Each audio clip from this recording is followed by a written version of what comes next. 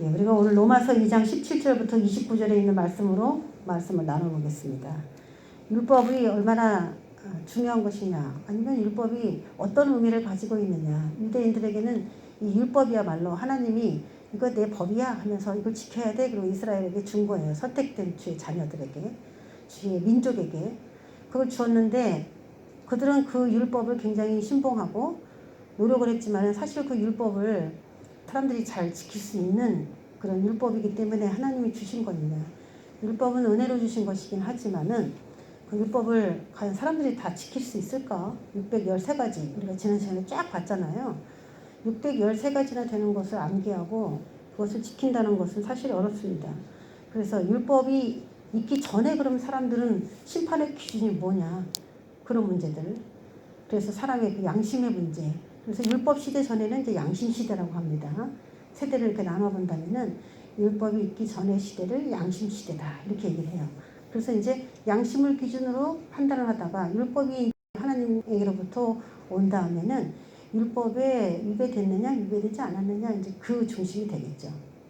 그래서 그 율법 시대가 도래하게 됐는데, 이 율법을 받은 그 민족들이 자신이 율법을 받았다는 것 때문에 굉장히 구원을 다 받을 것으로, 하나님이 의롭다고 여겨줄 것으로 이렇게 생각을 하고 살고 있지만은, 실제로 오늘 이 로마서의 말씀을 쭉 읽어보면은 그 율법을 지키는 자가 의로운 것이지 율법을 누구에게 줬다 해서 그 사람이 의로워지는 건 아니라는 거예요. 자, 그런 의견들을 피력해 가고 있는데, 오늘 이제 17절부터 나오는 이야기를 여러분 읽으면은 이거 누구한테 하는 말이냐 이렇게 의문이 가기 쉬워요. 유대인이라 불리는 내가 율법을 의지하며 하나님을 자랑하며, 이렇게 나왔죠. 유대인이라 불리는 내가, 이 내가가 누구지? 그래서 이제 로마서를 읽을 때 이거 누구야? 이렇게 생각하기 쉬운데, 오늘 이 사도 바울이 그 로마서를 기록할 때에 유대인이라 불리는 내가라고 할 때 이 내가는요, 누가 정해진 사람이 아니에요. 그래서 유대인 전체를 말하는 거예요. 유대인 전체. 유대인이라 하는 너희들, 율법을 받은 너희들, 이런 말을 하고 싶어서 쓴 표현입니다. 그래서 이건 가상적 인물이에요. 가상적 인물인데 마치 어떤 사람에게 질타하듯이 얘기를 해요. 자, 유대인이라 불리는 자들에게 한 말이라는 걸 알아야 됩니다. 그들이 내가 유대인이야 라고 이제 사람들이 나를 부르고, 나도 내 스스로를 하나님께 율법을 받은 유대인이다, 이스라엘 백성이라는 뜻이에요. 유대인은 곧 이스라엘 백성이라는 뜻인데, 내가 이스라엘 백성이야 그러면서 이들이 자부심에 넘쳐서, 하나님이 우리를 선택하시고 법을 줬잖아요, 우리 민족에게만. 그게 자부심이 넘치는 거예요. 그래서 율법을 의지하고 하나님을 자랑하고 율법의 교훈을 받아 하나님의 뜻을 알고 지극히 선한 것을 율법을 통해서 분간하며 맹인의 길을 나는 잘 인도한다, 이렇게 생각을 했어요. 그들이 어둠에 있는 자의 나는 빛이다, 율법에 있는 지식과 진리의 모범을 가진 자다, 나는 그렇게 생각했다는 거예요. 유대인 스스로가 어리석은 자의 교사다, 어린이의 선생이라고 율법을 받은 유대인들이 스스로 그렇게 믿었다는 거예요. 스스로. 누가 그렇게 얘기를 해줘야 되는데 누가 그렇게 얘기해 준 것이 아니라 자기가 스스로 자부심에 살았다는 것이죠. 거기 제가 빨간 글씨로만 쳐놓은 거를 읽는다면, 하나님의 뜻을 나는 아는 자다, 난 선악을 잘 분간하는 자다, 나는 앞을 못 보는 맹인, 영적으로 눈이 어두운 사람도 나는 잘 인도할 수 있다, 나는 빛이다, 내 안에 있는 지식과 진리를 가지고 모범을 보이는 자, 내 삶에 그대로 살고 있다, 나는 교사다, 어리석은 자들의 교사다, 선생이다, 이렇게 자기를 생각한 거예요. 율법에 그만큼 도통하다고 생각했고 율법에 대해서 자부심이 굉장했다는 것이죠, 이들 스스로가. 어려운 말이 없죠, 여기서는. 근데 율법에 있는 지식과 진리의 모범을 가진 자다 할 때 이 지식은 그노시스인데, 이 그노시스의 뜻은 하나님의 뜻을 관찰하는 지식을 말해요. 난 하나님의 뜻을 매일 관찰하면서 그 하나님에 대한 지식을 가졌다, 그리고 나는 그대로 산다, 이런 뜻이고, 진리는 어떻게 하면 생명을 취할 수 있다, 어떻게 하면 구원받을 수 있다, 그거를 알고 있다는 거죠, 자기 스스로가. 그러면 이들이 알고 있는 구원은 뭐냐, 진리는 뭐냐, 율법을 지키면 진리다, 그게. 이렇게 알고 있는 것이죠. 율법을 지키면 생명이 오고 율법을 지키면 구원을 받는다는 거죠. 그 말은 틀린 말이냐? 맞는 말이죠. 율법을 지키면 의롭다 하시면 여겨요. 여긴 받아요. 틀린 말은 아닌데 문제는 모든 사람들이 율법을 다 지킬 수 없다는 게 문제죠. 이들은 이런 이론들을 가지고 있고 스스로에 대한 믿음이 뛰어났는데 그러면 그들이 그렇게 이렇게 믿고 있는데 문제냐 이거지. 이렇게 믿고 있는 건 문제가 아니에요. 분명히. 이렇게 하라고 주신 거는 맞으니까. 그런데 문제는 그 다음이죠. 21절부터 그러면 다른 사람을 가르치는 내가 내 자신은 가르치지 아니하느냐? 도둑질하지 말라 선포하는 내가 도둑질하느냐? 간음하지 말라 말하는 내가 간음하느냐? 우상을 가증히 여기는 내가 신전 물건을 도둑질하느냐? 율법을 자랑하는 내가 율법을 범함으로 하나님을 욕되게 하느냐? 라고 나와요. 가르치는 너, 선포하는 너, 간음하지 말하는 너, 율법을 자랑하는 너, 우상을 가증히 여기는 너, 네가 알고 있는 그 율법 너 다 알고 있지. 그런데 네가 하는 행동을 보면은 진짜 그걸 다 지키고 있느냐 이거예요. 이건 누굴 찝어서 하는 게 아닙니다. 율법을 받은 그들에게 묻는 거예요. 율법을 받았다고 자기 스스로는 괜찮다고 생각을 하는데 너 진짜 네 삶을 돌아보면 진짜 괜찮아? 이거죠. 그럼 이 말을 들은 사람은 찔리는 거예요. 진짜 나는 율법에 다 지키고 있냐? 율법에 저촉되는 게 하나도 없냐? 여러분 가슴에 손을 얹고 나는 율법적으로 완전하다 하고 말할 수 있는 사람이 없지 않습니까? 네가 알고 있는 지식을 너 행하고 있어? 네가 알고 있는 네가 말한 대로 너 행동하고 있어? 네가 율법을 자랑을 하는데 너 지키고 있어? 이렇게 딱 묻는다면은 유대인들은 그건 아닌 것 같은데 라는 생각을 다 한다는 거죠.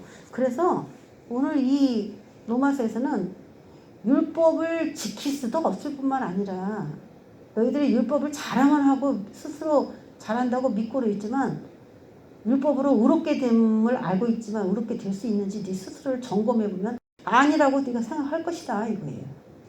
그러면서 결론을 보자면 25절에 만일 율법을 범하면 알고는 있어. 이게 하나님의 법이라는 거. 율법을 범하면 내 할례는 무할례가 되느니라 그러면서 갑자기요. 율법을 할례와 연결시켜요. 율법과 할례. 이게 할례는 원래는 율법이 있기 전부터 주어진 거예요. 율법은 모세를 통해서 백성들에게 준 건데 할례는 아브라함에게 할례를 받으라고 한 거예요. 그래서 원래 500년 더 전에 할례라는 제도가 생겼어요. 할례는 원래 율법 안에 들어있는 건 아니지만 율법에도 할례가 들어있지만은 율법이 오기 전부터 있었기 때문에 할례가 더 우선하거든요. 그런데 그들은 유대인이다, 내가 이스라엘 백성이다 하면서 그 율법을 받기 전부터도 이미 다 할례를 했단 말이에요. 하나님의 백성이라는 표예요, 그 할례가. 그런데 나는 스스로 유대인이라고 하면서 할례의 표를 다 갖고 있는 사람한테 율법을 안 지키면 네가 하나님의 백성이라고 아무리 할례를 해도 너는 무할례가 된다. 할례 없는 자나 똑같이 된다. 이렇게 얘기를 하는 거예요. 없을 무자. 무할례 이렇게 되는 거예요. 그러면 할례를 받았다고 하는 게 어떤 의미인데 이런 말을 하는지 한번 보겠습니다. 할례의 유래를 볼까요? 자, 할례는 은혜가 아니라 원래 의무입니다. 의무. 창세기 17장 9절에서 12절 보면은 하나님이 아브라함에게 이르시되 이것이 나와 너희 사이에 언약의 표징이니라 그러면서 남자에게 할례를 행하라 그랬어요. 남자의 그 생식기 그 끝에 부분을 잘라내는 거예요. 그걸 할례라고 하죠. 요즘으로 말하면 뭐라고 그러나요? 포경수술이라고 하죠. 네.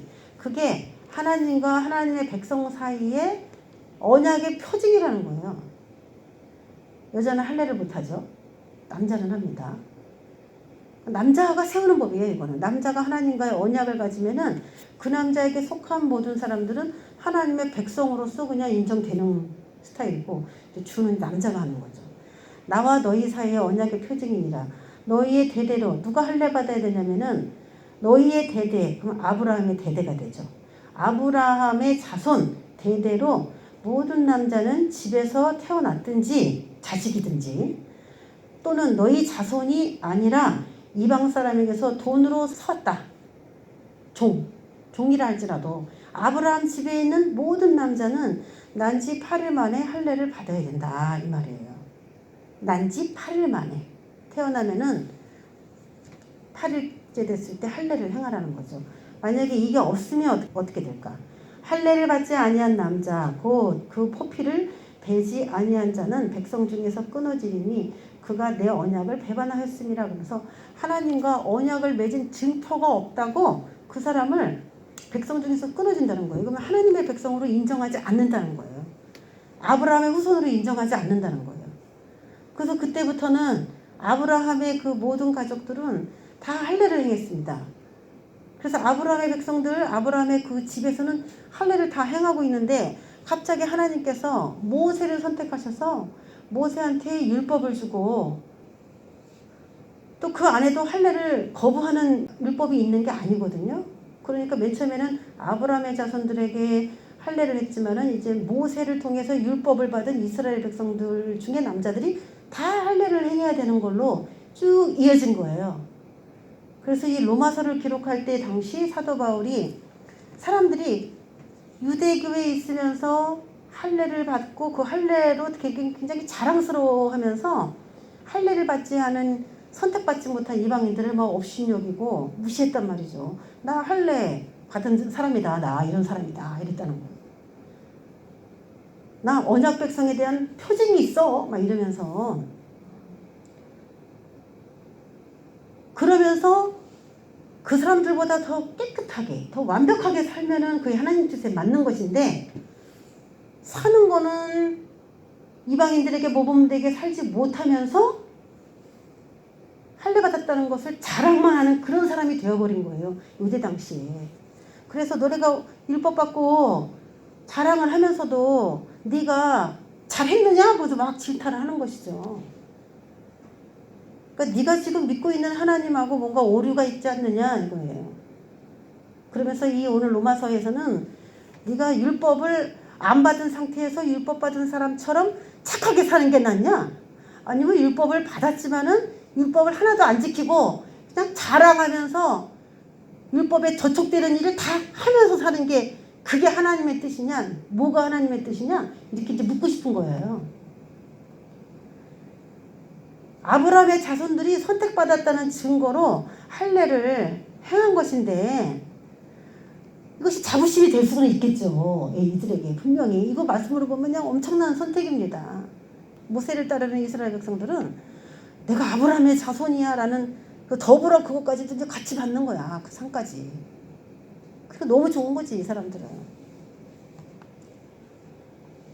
그런데 지금 현재에 와서 그 율법을 받은 유대인들이 하는 행동이나 그들의 삶을 봤을 때는 하나님이 아브라함의 자손들에게 할례를 행하라는 의미를 그 자손들이 하나도 무슨 뜻인지 모르고 그냥 생식기 끝에 표피만 베어내는 그 짓을 하고 있는 걸 볼 때에 도대체 너희들은 할례를 어떻게 생각하길래 할례 받은 언약의 표징을 가지고 그렇게 사느냐 하면서 할례를 지금 다시 설명해 주고 싶어요. 해요. 그래서 율법과 할례에 대한 이야기를 해주고 싶은 건데, 네. 자, 율법을 받은 자의 개념을 좀 정리하고 넘어가자 이거예요. 그러니까 율법은 받은 자가 어떻게 살아야 되는지 짚고 넘어가자 이거죠. 25절에 보면은 또 한번 설명할게요. 내가 율법을 행하면 할례가 너에게 참 유익하다. 무슨 말인지 알겠죠? 율법에 써 있는 걸 내가 행동으로 옮기면 그것은 내가 진짜 할례를 받은 사람이라고 할지라도 사람들이 너는 진짜 하나님 백성이야 하면서 이제 인정해 주니까 그것은 많은 사람들이 또 하나님을 믿을 수도 있게 되는 그 유익한 점이 있다 이거예요. 근데 만일 율법을 하나도 안 지켜 율법을 범하면 내 할례는 할례 안 받은 자가 되는 거다. 그 지금 할례가 중요하대요? 율법 지키는 게 중요하대요? 율법 지키는 게 중요한 것이지 너희들이 그렇게 자랑하는 그 당시에 초대교회에서 할례 받은 걸 엄청 자랑했나 봐.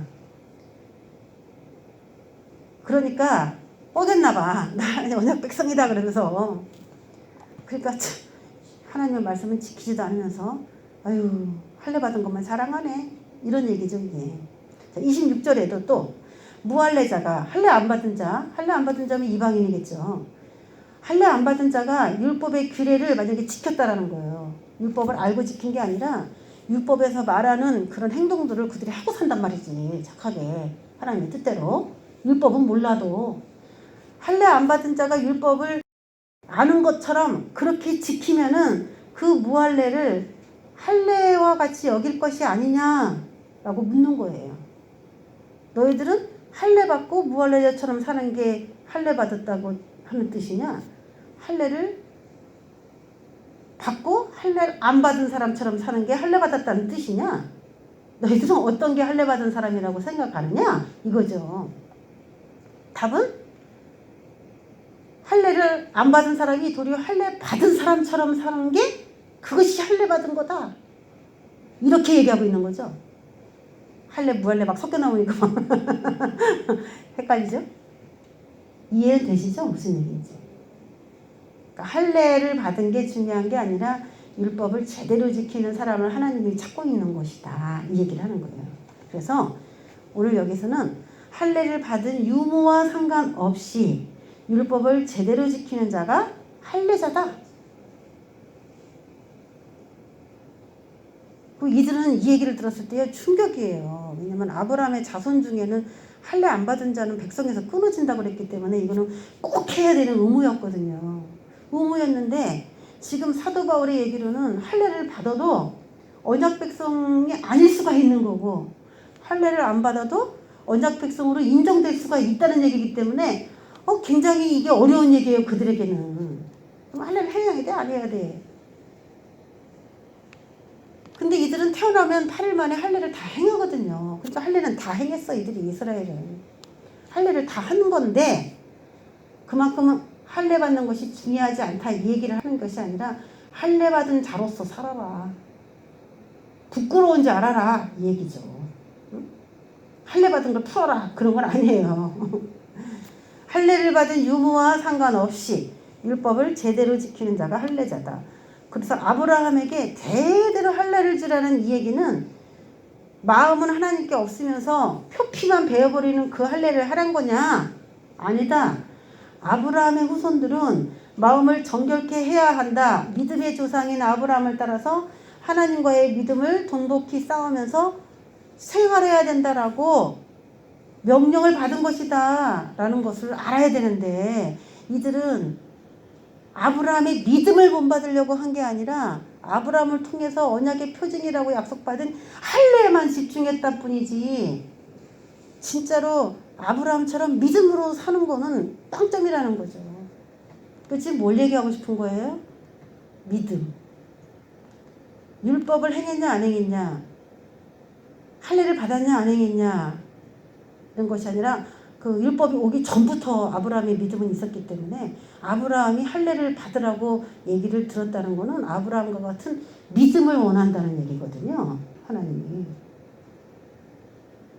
너희들은 아브라함처럼 믿음을 본받아 제대로 이게 이어가야 한다. 그래서 이 믿음을 근거로 하여 할례를 행하는 그 원리를 알기를 원한 거죠. 하나님의 의도는 그거였어요. 아브라함에게 할례하라고 했을 때 그 배경을 보면 아브라함은 오직 믿음의 사람이었거든.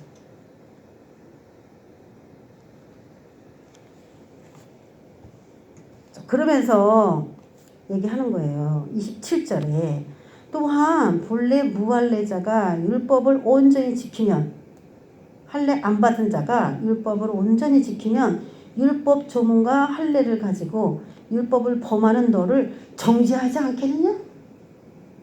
이방인이 워낙 참되게 사는 사람이 있다면은 율법을 받는데 막 사는 너희들 보고 너 왜 그렇게 살아라고 도리어 할례 안 받은 자가 너를 그렇게 보지 않겠느냐라는 것이죠. 그만큼 지금 할례 받은 자들이 엉망으로 살고 있다는 얘기겠죠. 그 얘기를 하는 것이죠. 그러니까 우리가 지금 교회 다니는 우리로 말하면은 네가 교회 다니는 게 중요하냐 이거죠. 교회 다니는 거 물론 중요해요. 교회 안 다니면서 내가 하나님을 믿는 사람이다라고 말할 수 없어요. 어떻게 보면 교회 다니는 거는 기본적인 언약의 그냥 기초적인 작업이에요. 내가 하나님의 백성이라고 하는 우리 삶 속의 하나의 그냥 모습이에요. 이건 그냥 기본인데 할례처럼 기본인데 내가 예수를 믿고 교회 다니는 걸 다 아는데 사는 거 보니까 전혀 그렇게 안 살더라는 거지. 그러면 안 믿는 사람이, 착하게 사는 안 믿는 사람이 교회 다니면서 못되게 구는 사람한테 네가 교회 다니는 사람이 맞아? 라고 하지 않겠느냐 이 말이에요. 그러면 네가 하나님을 믿는 사람이라고 교회를 다니면 어떻게 살아라? 하나님의 뜻을 알고 이방인들이 손가락질 하지 않을 정도로는 하나님의 법을 지켜야 되지 않느냐 이 말이지. 여러분 친구 중에서도 믿는 사람들이, 교회 다니는 사람들이 있을 거예요. 있는데 꼭 우리가 믿음으로 이렇게 살으려고 하면은 그 믿는다는 사람이 꼭 하는 말이 있어요. 그렇게 안 믿어도 돼. 그런 얘기. 나도 교회 다니는데 다 술 먹어. 나도 교회 다니는데 담배 펴. 나도 교회 다니는데 그런 데 가. 괜찮아. 그러는 거죠. 그런 얘기 많이 들어봤죠? 안 다니는 사람은 도리어 교회 다니는 사람은 그런 거 안 하더라. 이렇게 말하는데 자기가 교회를 다니면서 어떤 습관을 그대로 행하고 있는 악한 습관이 있으면은 그거를 그냥 합리화시키고 너도 그렇게 해라고 이제 그 사람이 권하는 거죠. 그러면 사람들이 해도 되나? 믿는 사람들이 헷갈리는 거예요. 해도 되나? 저 사람은 나보다 더 오래 믿었는데 저렇게 하네? 그러면 나는 저 사람보다 더 조금 믿었는데 그러면 그렇게 해도 되는 거 아닌가? 뭐 혼동이 되는 거죠. 결혼하기 전에 우리 교회가 치유사역을 막 하는 교회였는데 치유사역 하니까 그냥 자꾸 동네에서 이단이라고, 다른 교회가 우리 교회 이단이라고 동네방네 소문을 다 내고 다니는 거예요. 그 목사님은 이제 그 뭐 환자가 있으면 그냥 붙들고 그냥 안수해가지고 어떻게 해서든지 병이 나려고 그래서 사람들이 병에서 막 노인받고 귀신으로부터 자유케 되고 막 그런 일들이 비일비재 우리 교회에서는 일어났어요. 늘 일어났어요. 그 사람들이 병이 났고 춤을 추고 하나님께 할렐루야 영광을 돌리고 그냥 열심히 하나님을 섬기느라고 이런 기성교회 같이 그러지는 않아요. 굉장히 활기있고 기도도 많이 합니다. 근데 동네에서 이제 큰 교회라는 교회가 계속 저 교회 이단이라고 하면서 계속 사람들을 풀어서 막 떠들고 다니는 거예요. 그래서 내가 막 처음에 신앙생활 하는 교회인데 막 마음에 혼동이 오는 거예요. 그래서 내가 다니던 직장에 상사님이 계셨는데 상사님이 이제 교회를 굉장히 오래 다녔어요. 장로님이시고. 근데 그 장로님께 상담을 했는데 잊혀지지도 않는데 우리 교회가 자꾸 이단이라는 얘기를 듣는데 어떻게 해야 돼요? 질문했더니 그러면 저 같으면 그러겠어. 지금이라면 무슨 일 때문에 이단이라고 그래? 그러면 치유사역도 하시고 그런데 예수님의 능력으로 병자도 고치고 막 그러는데 이단이라고 그래요. 그러면 그래? 그건 잘못된 게 아닌데 뭐 이런 얘기를 나한테 듣고서 이제 막 얘기를 해주셔야지 맞는 거지. 얘기를 들어보고. 근데 그 당시 그 장로님은 저에게 큰 교회 다니는 장로님이었는데 이단이란 소리 듣는 교회는 아야 가지를 마라. 그게 그분의 상담 내용이었어요. 저는 근데 그 대답이 시원하지 않았어요. 그 당시. 이단이라는 교회는 가지 말라. 그 기준이 누구야? 누가 기준이요? 뭐가 옳은 건지 내가 딱 알아듣기에 딱 들어오지가 않는 거예요. 지금 생각해보면은 우리 교회가 성령이 역사하는 교회였고 그 교회는 그냥 사람 모아놓고 예배를 드리는 그냥 종교 집단 중에 하나였어요. 그냥 그런 거는 이단이라고 뭐 누가 하지도 않아요. 그냥 잘 불러봐 그냥 아무 문제 없이. 성령의 역사가 없는데 뭐 사탄의 역사는 있겠습니까? 되게 성령의 역사가 활발하니까 사탄의 역사도 있는 거고 이단 소리를 듣는 거예요. 왜? 그 교회가 무너져야 자기네들 활동하잖아. 그러니까 사자들은 이게 성령의 역사는 교회를 막 물어뜯습니다. 엄청. 성장하는 걸 못 봐요. 성령이 충만한 교회는 사단의 역사도 그만큼 있을 수 있다는 것인데 저는 그 얘기를 듣고 그냥 계속 그 교회를 다녔어요. 그리고 나중에 제가 성경을 읽고 성령의 눈이 뜨기 시작하면서 우리 교회가 굉장히 성령이 충만한 교회였다라는 사실을 알게 됐고 우리가 뭐 매일 예수님을 안 믿는 것도 아니고 예수님 이름 붙들고 성령님을 촉청해서 이렇게 사역을 했기 때문에 의심할 여지가 이제 없었는데 그런 것이죠. 그래서 정말 교회라면은 우리가 하나님의 백성으로 산다면은 능력도 나타나야 되고 선을 행하는 것도 능력입니다. 선을 행해야 되고 세상이 말하는 것과 거슬려서도 부딪혀서도 내가 옳은 것만 밀어붙여야 되고 이게 다 성령께서 하시는 거예요. 우리는 그냥 다 좋은 게 좋은 거다라고 그냥 안 부딪히고 가기를 원하죠. 우리의 속마음은 다 그렇지만 성령이 역사하면은 부딪힐 수 있는 힘이 있어요. 난 이게 옳은 거야. 그러면서 그냥 밀어붙일 수 있는 능력도 성령으로부터 나오는 겁니다. 안 그러면 다 타협하고 싶은 거예요. 그래서 예수 믿는 너희들이 행동함이 없는 거를 보고서 하나님이 과연 너희들을 믿는 자라고 할 수 있느냐? 자, 이런 얘기죠. 그래서 율법을 지켜야 너희들이 할례자로 인정받는 거고 너희들이 진짜 의로운 자인데 문제는 뭐라고요? 이 얘기를 하는 이유가 뭐라고요? 너희들이 율법을 다 지킬 수가 있느냐지. 그걸 또 묻는다면 못 지킨다는 거지. 그러니까 이것도 율법을 다 지켜야 의인인데 우리는 율법을 지킬 수가 없으니까 율법을 받은 사람 중에 의인이라고 칭함받기가 어렵다. 결국은 이 얘기가 되는 것이죠. 무슨 얘기 하려고 그래요 지금? 성령님을 얘기하려는 거죠. 성령님을. 그래서 28절에 보면은 무릇 표면적 유대인이 유대인이 아니요 표면적 육신의 할례가 아니다. 표면적 유대인이란 무슨 말이냐? 표면, 이 육체 여기에 이게 표면이야.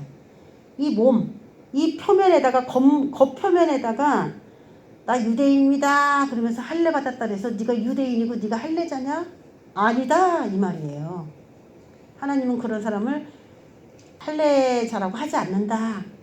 그러면서 오직 이면적 유대인이 유대인이며 할례는 마음에 할지니 그랬어요. 이면적 유대인, 내면적 유대인을 말합니다. 마음으로부터 하나님에 대한 믿음이 있어야 그 사람이 유대인이고 할례는 원래 율법에서는 뭐 그 아브라함에게는 그 생식기 끝에다가 주는 그런 할례를 얘기했지만 이거는 뭐냐면은 아브라함이 하나님 앞에 믿음을 인정받고 할례를 받은 거기 때문에 표피에다 하는 거에 집중하지 말고 아브라함처럼 마음으로 믿는 거에다가 집중하고 받아야 되는 것이 이게 할례의 근본이다라는 거예요. 그거를 얘기하고 싶다는 거죠. 자, 그래서 우리가 뜻을 한번 쉽게 풀어본다면은 오직 이면적 유대인이 유대인이면을 현대어 성경으로 해석을 한 거를 읽으면 좀 이해가 쉬워요. 마음에 참된 변화를 받은 사람이라야 참 유대인이지 이런 뜻이에요. 내 이면적, 내 마음이에요. 마음에 참된 변화를 받은 사람이야 참 유대인이지 이런 뜻이고 할례는 마음에 할지니 영에 있고 율법 조문에 있지 아니한 것이라. 이 얘기가 좀 어렵죠. 할례는 마음에 할지니 이건 알았죠 이제. 하나님을 믿음, 그 믿음으로 하나님과 교제해야 된다.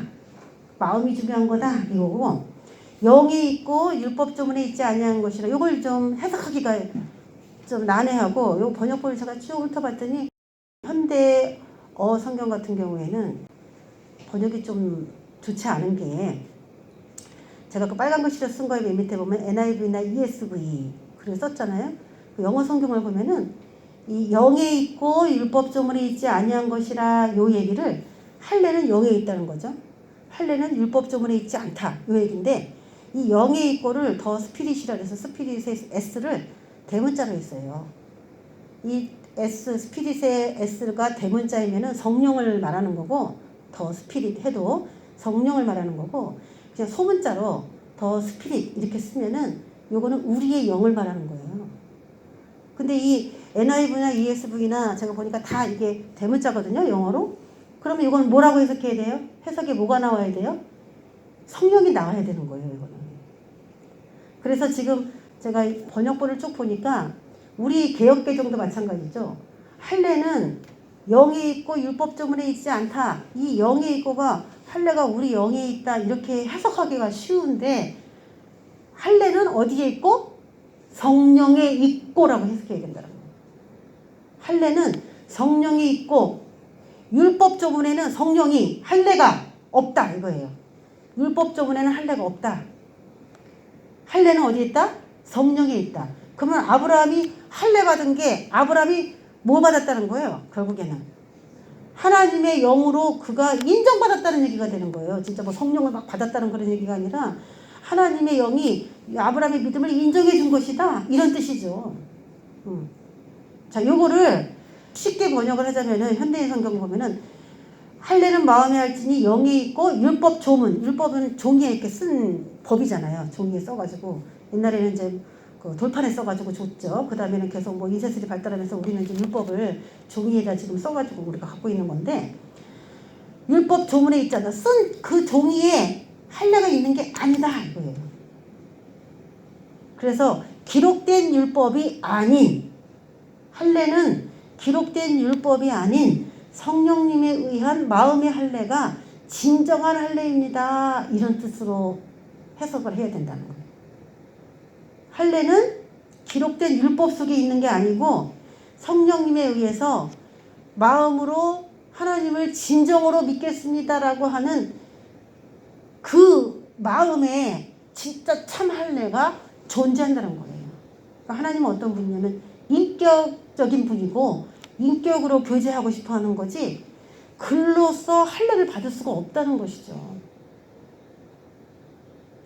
아브라함이 믿은 건 뭐냐면 하나님 그 자신, 하나님과의 자신의 믿음의 테스트에서 믿음을 진정으로 보였고 나타내줬고 합격을 받은 건데, 사람들은 자꾸 이걸 율법화시켜서 그냥 마음이 믿음이 있나 없나 상관없이 그냥 코피끝을 다 댄 거예요. 그리고 나는 할례를 받았으니까 난 하나님의 백성이야 하고 하나님의 관계는 생각을 안 한 거죠. 마음의 변화를 생각하지 않은 거예요. 자, 오늘 우리가 그 마음의 참된 변화를 받은 사람이야 참 유대인이다. 거기서 참된 변화는 오늘 그 밑에 있는 번역을 볼 때는 성령에 의한 마음의 할례가 없이는 마음의 참된 변화를 받지 못한다는 얘기가 되는 겁니다. 할렐루야. 이해가 되십니까? 나 이제부터 잘 믿어야지. 그런 게 아니라 성령님이 우리 안에 오셔서 잘 믿을 수 있도록 도와주시는 것이죠. 마음의 변화를 그분이 스스로 주시는 것이죠. 자, 새 번역에도 성령으로 마음에 받는 할례가 참 할례입니다. 이 번역이 아주 깨끗하고 좋아요. 성령으로 마음에 받는 할례가 참 할례입니다. 그러면 이게 무슨 말이냐면 성령님 내 안에 들어오셔서 그 겉을 잘라버리는 것처럼, 남자의 생식이 끝을 이렇게 잘라버리는 것처럼 나의 외식, 형식적으로 예배드리는 거, 껍데기, 그런 걸 다 잘라주시고 내 안에 있는 거, 껍데기 잘라버리면 안에 할례받고 안에가 나오잖아요. 껍데기 베어버렸으니까. 마음으로 예배드릴 수 있게 해주세요. 이렇게 된다는 거죠. 그렇게 해야 된다는 생각이 그분이 주시는 거죠. 그런 생각을. 예배 나오는 것도 중요합니다. 교회 오는 것도 중요합니다. 겉으로 그렇게 드러난 그런 예배가 중요하죠. 그런데 마음으로는 하나님에 대한 기대나 관계가 전혀 없이 예배만 그냥 왔다가 그냥 가고 왔다 가고 왔다 가고 이런 식으로 습관을 만들어 버려서 오는 예배는 그 사람의 마음을 금방 죽게 만들고 믿음의 종 관계를 가질 수가 없는 그런 예배가 결국엔 되어버리죠. 그러면 마음이 중요하니까 교회는 안 간다. 그게 되는 건가요 또? 마음은 중요한, 나는 교회는 안 가지만요 내 마음은 늘 하나님께 있어요.